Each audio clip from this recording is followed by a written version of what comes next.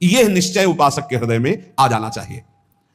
इसलिए अपना सारा मन, सारी बुद्धि, सारा जीवन, प्रत्येक श्वास प्रभु को अर्पण कर दो। फिर देखो तुम निहाल हो जाओगे। दुख, शोक, विषाद, क्लेश, कष्ट, संताप, भय, उद्वेग, ये उसी को व्यापते हैं जिसने अपने जीवन को प्रभु के चरणों में अर्पित नहीं किया। इसलिए तुम अपना सारा मन, सारी बुद्धि, सारा जीवन, प्रत्येक श्वास केवल प्रभु को अर्पित कर दो। फिर देख लेना श्वास कैसे अर्पित की जाती है, राधा राधा राधा। बुद्धि कैसे अर्पित की जाती है, एकमात्र निश्चय कि भगवत सुख ही सुख है, ये जागतिक सुख सुख नहीं, ये दुख है, ये ऐसा दलदल है जिससे आप तक कोई नहीं निकल पाया। सारा मन, हम मन से केवल प्रभु का मनन करें, बार बार मन को संसार से हटा के नाम में, रूप में, लीला में, धाम में लगाएं। बहुत प्रसन्नता हो जाती है उस उपासक के हृदय में जो अपना मन बुद्धि प्रभु के चरणों में अर्पित कर देता है। भगवान ने तो इसको बहुत उत्तम स्थिति बताया है कि मेरे से कभी वो अलग हो ही नहीं सकता यदि मन बुद्धि अर्पित कर दिया। मयि एव मन आधत्स्व मयि बुद्धिम निवेशय तो निवशस्य मयि एव अत ऊर्ध्वम न संशया। बिल्कुल संशय नहीं, वो मेरे में ही निवास करेगा जिसने मन और बुद्धि अपनी मेरे में अर्पित कर दी। बहुत प्रसन्नता रहेगी उस उपासक के जीवन में जो अपने आप को मन बुद्धि सहित प्रभु के चरणों में समर्पित कर दिया है। भगवान का आश्रय लेने वाले की पहचान है हर परिस्थिति में प्रसन्न रहना। देखो आप भगवद आश्रित हो कि नहीं, देखो अनुकूल परिस्थिति में तो सब प्रसन्न रहना, लेकिन प्रतिकूल परिस्थिति में प्रसन्न रहना यह भगवान के भक्तों का लक्षण है। हर परिस्थिति में प्रसन्न रहना यह भगवान के भक्तों का लक्षण है। आनंदगण भगवान का आश्रय मिलते ही आनंद छा जाता है हृदय में। उनके पास आनंद का अभाव होता ही नहीं है। जैसे सूर्य का प्रकाश उदय होते ही सूर्य का प्रकाश संपूर्ण अंधकार को नष्ट कर देता है, ऐसे ही भगवान का संपूर्ण आश्रय लेते ही सब दुख चिंता शोक नष्ट हो जाते, आनंद ही आनंद। तुम भगवान के मंगलमय रूप को नहीं जानते हो, पर उनके मंगलमय भाव को, विधान को मानना शुरू कर दो। जो भी होता है मंगलमय होता है। हमने जीवन में देखा है, अगर इधर कोई बहुत बड़ा सुख दिया तो देर नहीं लगेगी, 24 घंटे नहीं व्यतीत होंगे और ऐसे दुख दे देंगे, जिससे दोनों का समान भाव रख करके ना दुख में तुम भूलो प्रभू को, ना सुख में फूलो, सीधे भगवत मार्ग में चलो। पूरे जीवन की बात देखा है।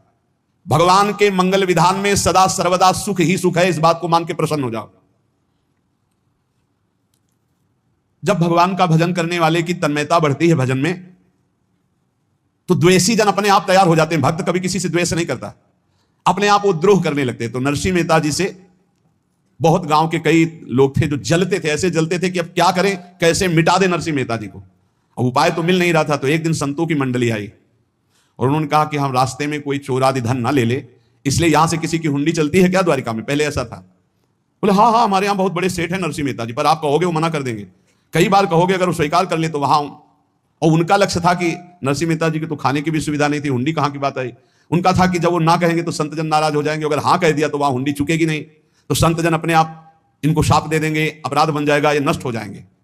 संतों को भेजा नरसिंह मेहता जी ने, सबकी दंडवत की, चरण पखाड़े। तो उनका ये इतना रुपया है, द्वारिका में साधु सेवा हम करेंगे, वहां तुम्हारी हुंडी चलती है, तो आप ऐसे। अरे उन्होंने आप कहाँ भूल रहे हो, यहाँ खाने की भी व्यवस्था। बोले हमें सब पहले से बता दिया गया कि आप मना करोगे, बार बार मना मत करो, हमें पता है।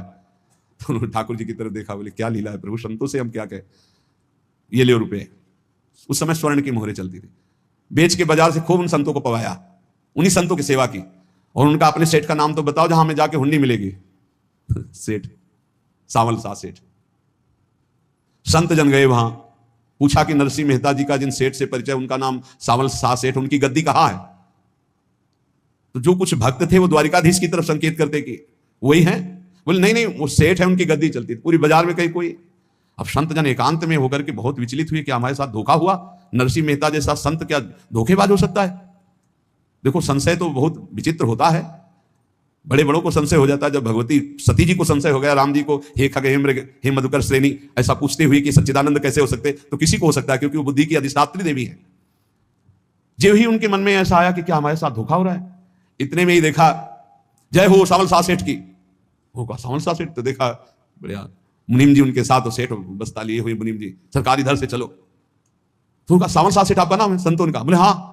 बोले नरसिंह जी, हाँ। बोले आपकी हुंडी आ गई है। हुंडी एक कागज में लिखा कि ये हमारे सेठ जी को दे देना।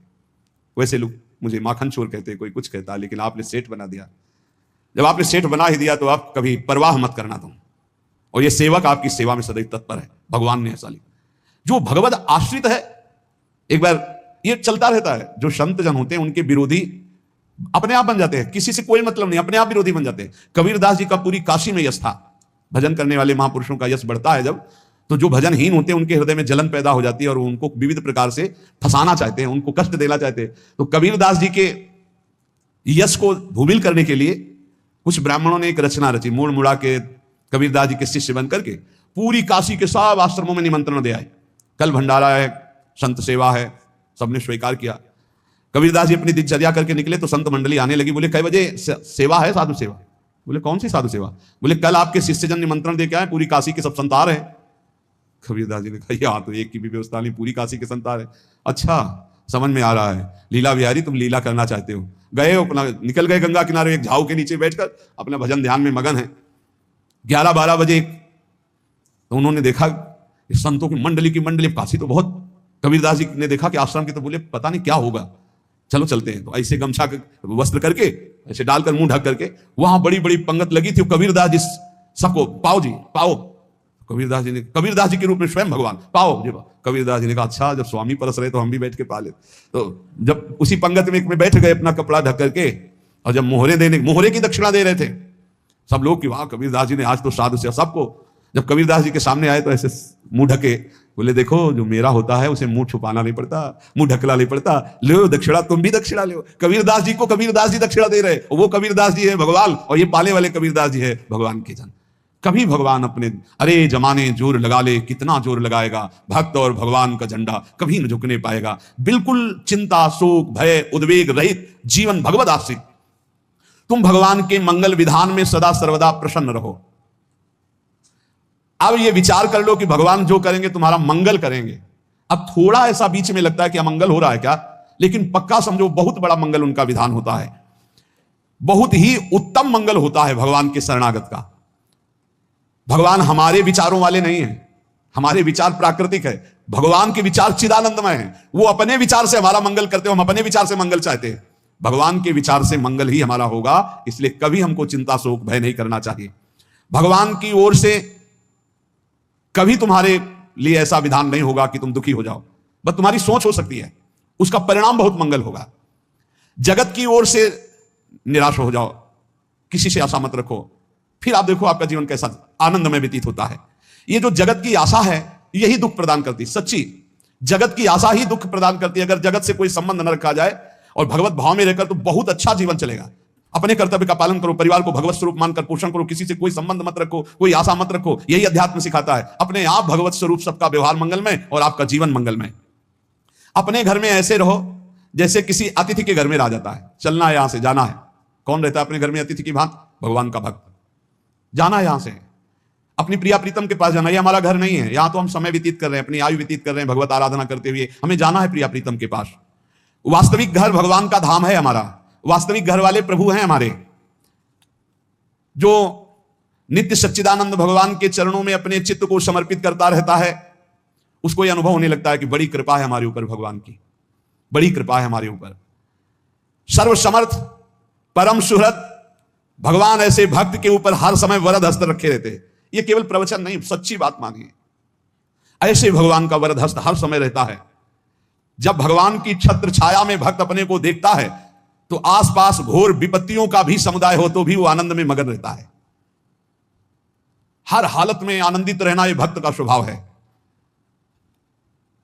भगवान ऐसे भक्तों को प्यार करते हैं जैसे कछुआ अपने अंडे को बाहर रखे आवे और रात दिन उसका चिंतन करे। जब भक्त भगवान को समर्पित होता है तो भगवान रात दिन उसकी ऐसे। दोस्तों देखिए, इस हमारे स्टैंपिंग की वाइंडिंग कंप्लीट हो गई है। यह 12 स्लॉट का स्टैंपिंग है और इसमें हमने स्टार्टिंग की कॉइल और रनिंग की कॉइल डाल दिया है। इसमें देखो 2 स्टार्टिंग की लीड निकली है और 2 रनिंग की। अभी इसमें लीड वायर डालना बाकी है।